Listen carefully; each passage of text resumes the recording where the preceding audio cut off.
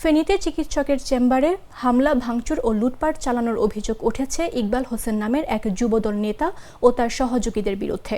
শুক্রবার রাতে সোনাগাজী উপজেলার বগাদানা ইউনিয়নের দুর্গাপুর গ্রামের চক্ষু চিকিৎসক গোলাম রসুল সুমনের চেম্বারে এ ঘটনা ঘটে। প্রত্যক্ষদর্শীরা জানান, প্রতিদিনের মতো নিজ বাড়িতে রোগী দেখছিলেন এই ইউনিয়নের বাসিন্দা গোলাম রসুল সুমন। এ সময় যুবদল নেতা ইকবাল হোসেন তার সহযোগী রোগী নূর হায়দারকে দীর্ঘক্ষণ বসিয়ে রাখার অভিযোগ তুলে রোগী দেখা অবস্থায় চিকিৎসকের চেম্বারে প্রবেশের চেষ্টা করে।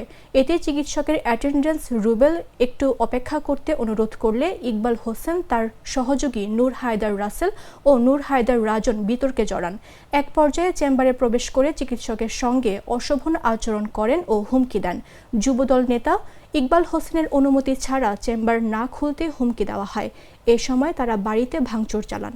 পূর্বে এখানে আমাকে চাঁদা দাবি করে আসছিল পূর্বে, যেটা আমি কর্ণপাত করিনি, কিন্তু পরবর্তীতে গতকালকে তারা পূর্ব পরিকল্পনা অনুযায়ী রুগী সেজে আমার এখানে টাকার জন্য, চাঁদার জন্য আমাকে আক্রমণ করে এবং আমার সহকর্মী সহ আমার ভাই বোন এবং আমার প্রতিষ্ঠানকে ক্ষতিগ্রস্ত করে এবং আমার বাড়িতে, আমার বাসস্থানে আমার বোন বাগিয়া সহ সবাইকে সন্ত্রাসী কায়দায় লুটপাট করে।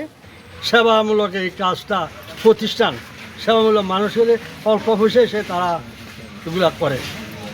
যে টাকা দিতে পারে তারা খেজমত করতেছে, যে নাই ওদেরও মেয়ে লোক পুরুষ সবাই। কালকে এদের গেলে এদের সব কিছু ভাঙচুর করে করে গেলেছে এরা। কালকে যে বিষয়টা, তুচ্ছ একটা বিষয়কে কেন্দ্র করে ওনারা যেভাবে হামলা চালিয়েছে এটা তো আপনারাই দেখতেছেন এবং কিছু সিসিটিভি ফুটেজ আছে। আর আজকে দীর্ঘদিন ধরে আমাদের ডাক্তার সাহেব উনি এক হিসাবে বিনামূল্যে প্রায় স্বল্প কিছু, হয়তো যারা অসহায় দরিদ্র আছে ওদের থেকে উনি ফিও নেয় না।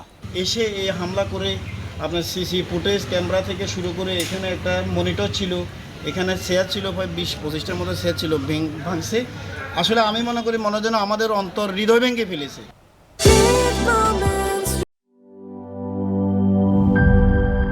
সানবিট সব দিবে সামাল। সানবিট ম্যাজিক প্রেস ডিশওয়াশিং এর মাথা ঘোরানো সলিউশন।